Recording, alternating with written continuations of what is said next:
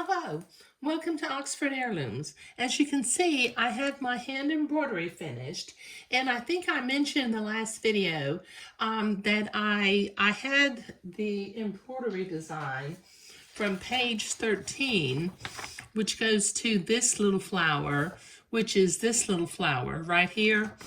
And this is section 3 from page 13, Sarah Howard Stone's book. French hand sewing for infants, but I decided to continue, as you can see, the embroidery up the center of the day gown with something very narrow. Now on page 12, there's a section 1 and a section 2. Now what I did was this little, let me see, let me find my little pen. This little flower right here, I can draw on that with a blue removable pen, is this flower right here. Okay, now it's also this flower right here. So I lined up where I had traced that flower and continued my embroidery design up the center of the panel till I got to the 3 little French knots. So that particular embroidery design now comes from not only page 13, but page 12 also. Sections 3 for the bottom part and section 1 for the top part. Okay, now today I'm getting ready to prepare the lace, the Moline lace, to be inserted in these 2 vertical slanted lines on the front of the day gown. Okay, now the Moline lace that I'm using has about a 2.5 inch pattern repeat, and I'm going to want to, as much as possible, line up the pattern repeats on either side so they are symmetrical. So what I'm going to do is I'm going to cut my entredeaux about 6 inches longer. Let me see if I can zoom out a little bit. I'm going to cut my entredeaux pieces about 6 inches longer than the vertical slanted line, and that'll give me a little wiggle room. Okay, that's the length of the day gown. Now I'm going to go out about 6 inches and cut a piece. Now I will need 4 pieces of entredeaux, so let me go ahead and cut my other 3 pieces from off of the entredeaux bundle.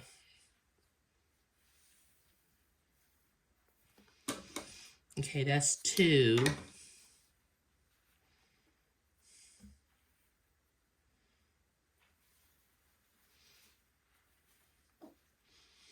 I have a tendency to work with a little more entredeaux than I actually need because running out of something is really no fun.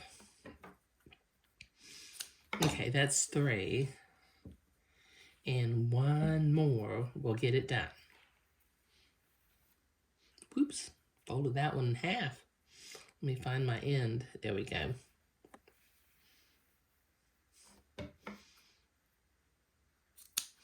Okay, so I can set the rest of my entredeaux off to the side. Okay, now I will need to trim my entredeaux on one side so that I can attach it to the lace. So what I'll do with my embroidery scissors on each of these 4 pieces, I'm simply going to trim the entredeaux or trim the excess batiste away from one side of the entredeaux. So this will take me a minute. I'll do this off camera. Okay, I've got 1 piece of lace prepared to go into that slanted vertical line on the front of the day gown. And if you'll notice, this Moline lace, the little flower is pointing to the left, to the right, to the left, to the right.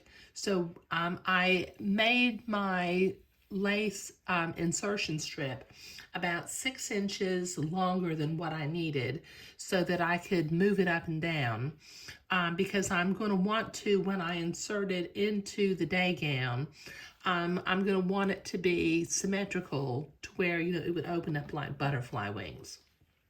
But let me get started on the second piece of lace insertion. Okay, now I have my machine set for a zigzag stitch and the appropriate stitch length and zigzag width for sewing entredeux, which on my machine, I've got it set to zigzag, and my zigzag width is 2.0 and my stitch length is 0.9. But you'll have to play with your machine and see what stitch length and stitch width works best for the entredeux that you're using. Let me see if I can zoom in a little bit here. Somebody asked me to zoom in on my sewing, but the problem is I think I kind of get my arm in the way sometimes. Okay, so I'm going to start by going slow. Okay, I need to start again. Let's see. There we go. Now, you'll notice I don't use a special foot for attaching lace to entredeux. I think there is one, but when I originally started attaching lace to things and zigzagging, I did not have a lace attaching foot. But I'm going in the entredeux hole on the left side, and I'm just catching the header of the lace on the right side. Okay. But like I said, I didn't have a lace attaching foot, so I improvised, and I learned how to do it with this sort of wide open foot that I have. And it works real well for me.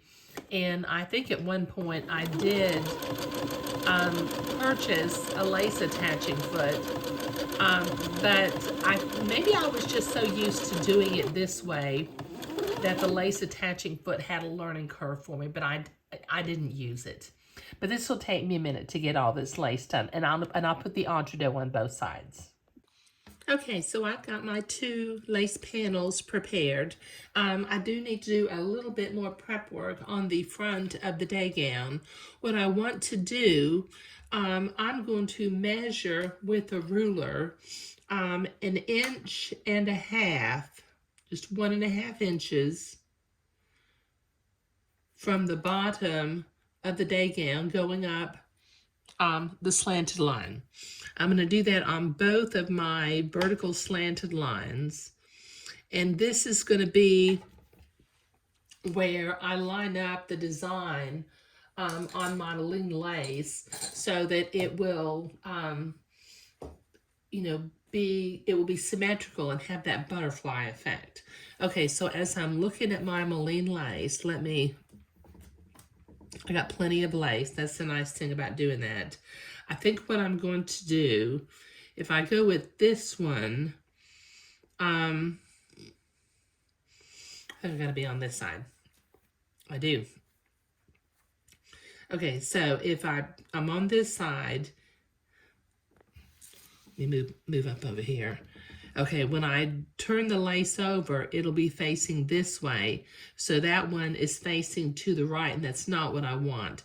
So I'm going to come down one design, and when it folds over for when I attach it in, it's going to be facing towards the inside. So I'm going to get a silk pin, and I'm going to begin to pin this entredeux lace panel along this blue line that I drew on the front of the day gown.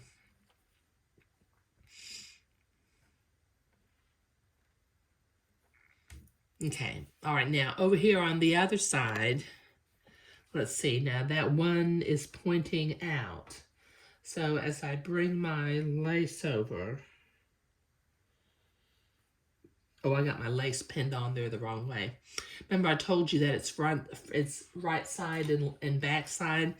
As you can see, this one side of the lace is fairly smooth, but if you look at the back side of the Moline lace, it's a little bit fuzzy. Okay, so I need to have the back side pointing towards me. So when I put this one on and fold it over, it'll be pointing in. Okay, got it this time. Yeah, that would have been a tragic disaster to get that lace sewn on the wrong way and discover once I was finished that I had the Moline lace inserted in the gown, basically inside out.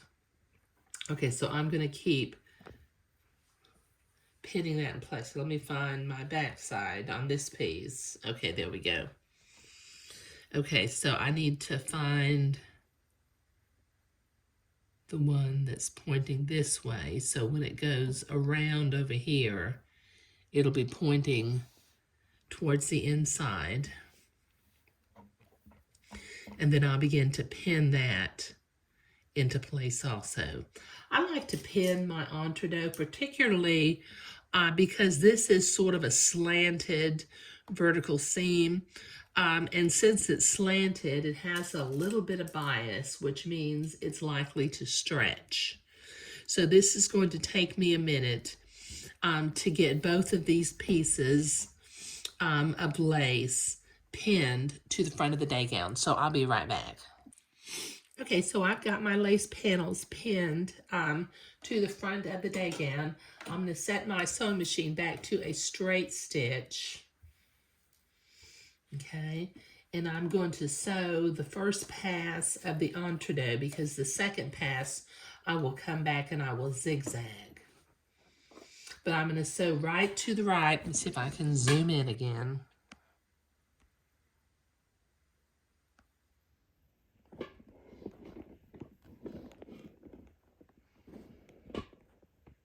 Sorry about that. I did pay my camera woman a little bit extra money, don't I? Okay, so I will slowly sew right to the right of the entree line.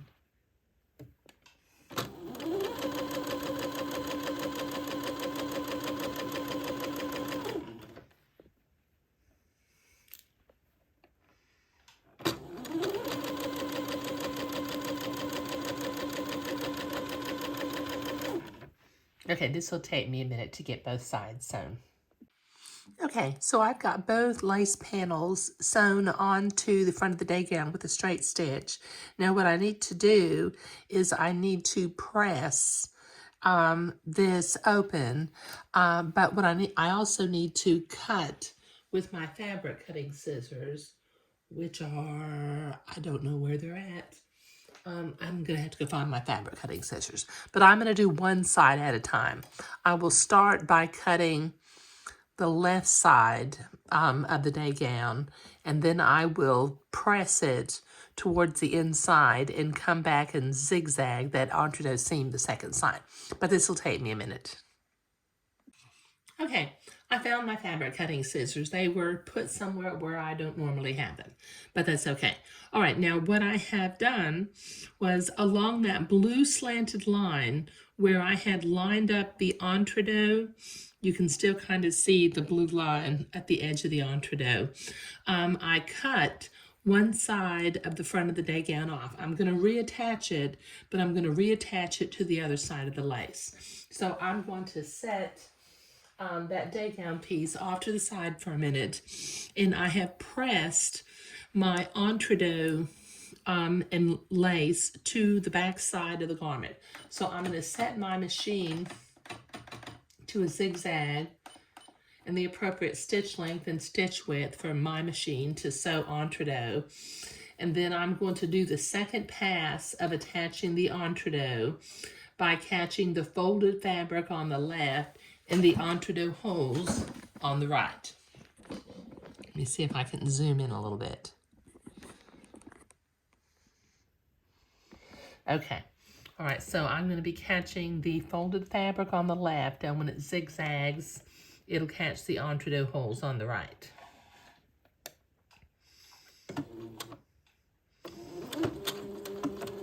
There we go.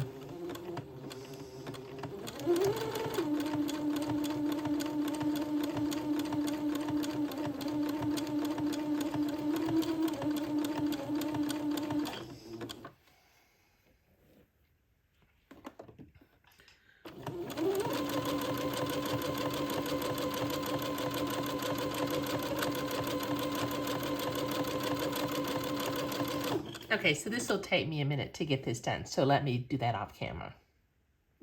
Okay, so I have that nicely zigzagged on the fabric and through the entre-deux holes. Now from the back side, I'm going to use my specialty scissors. Now somebody asked me what these were. These are made by Havel, Havel, and they are double curved applique scissors, and you'll notice that they have a blunt tip.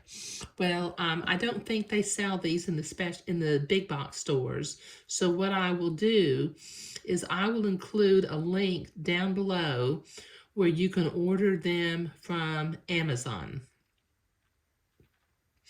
Okay, so this will take me a minute to trim this all the way down the length of this panel.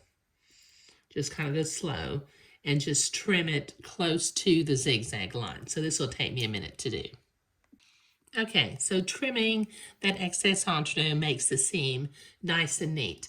Now, what I need to do before I start working on this other lace panel again, I know I've already sewn on one side, but I need to take the side of the front of the day gown and attach it back to the right-hand side of the lace. Now, what I'm going to do is I'm going to use my little drafting triangle, and I'm going to line up along the bottom of the day gown, and I'm going to draw a straight line so I know where to line up the bottom of the side of the day gown. That way I get a nice, neat seam. Okay, so I'm going to line this up, then I'm going to pin it starting from the bottom, and then since this does have a slight bias, I'm going to pin it along the top also. So I'm going to line up the bottom of the day gown. Can you see that? There's kind of a slanted line, but I'm not lining up with the line. I need to line up with the entre-deux, which leaves kind of like a little slanted line over here on the end. Okay, so let me pin my front piece into place, and I'm going to do the same thing up here at the top. Let me get my drafting triangle and draw a straight line.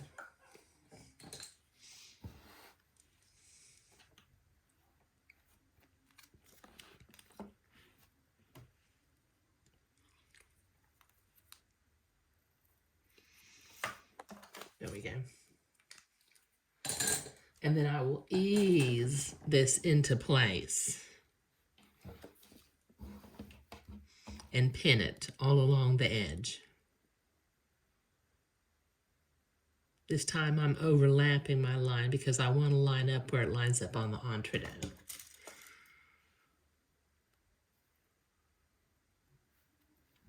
Okay, now let me pull this and carefully ease that into place, and then I will sew that in place.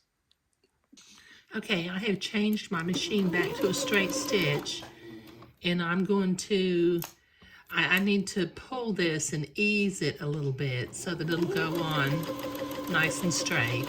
And I'm sewing a straight line right next to the entre-deux holes, taking my pins out as I come to them. And as I mentioned before, I do not like to sew over straight pins.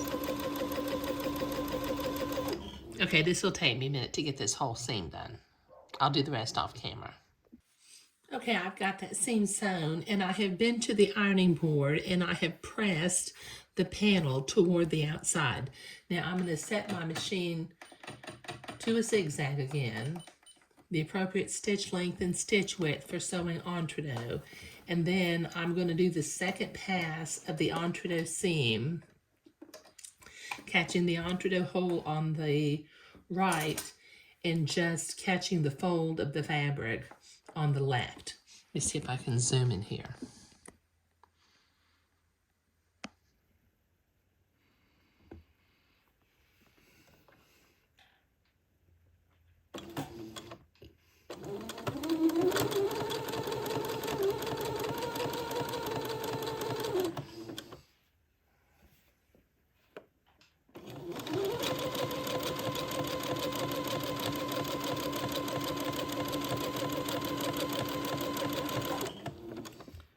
Okay, this will take me a while to get this seam zigzagged. So I'll do the rest of this off camera, and then I'll come back and trim my entree from behind the fabric.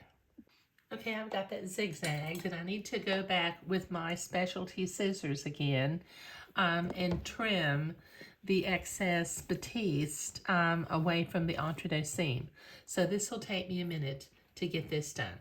So I'll start over here on the right, and I'll simply work my way slowly, staying close to the zigzag line. Okay, this will take me a minute to get this done, so I'll be right back. Okay, so I have the right hand, as I'm looking at it, piece of lace inserted in the front of the day gown, and I have gone ahead now and I have cut the left side of the day gown off, and I'm going to repeat the steps that I just did to insert this piece of lace to insert the second piece of lace and attach the skirt to it. I'm going to begin by going to the ironing board and pressing this entree seam back so that I can come back and zigzag and then trim the entree away. But this will take me a few minutes, and I will do the second half of this off camera. There, I've got both lace panels inserted, and I've got the sides of the day gown reattached to the front of the day gown. So this is looking very, very pretty. Okay, now in the next video, we can begin to construct the rest of the body of the garment and get to where we'll be making the little sleeve cuffs with the entree beading, which I always think looks really pretty rather than lace beading, to weave the silk ribbon into. But what we were doing today was we were preparing the lace panels to be inserted into the front of the day gown. Thank you.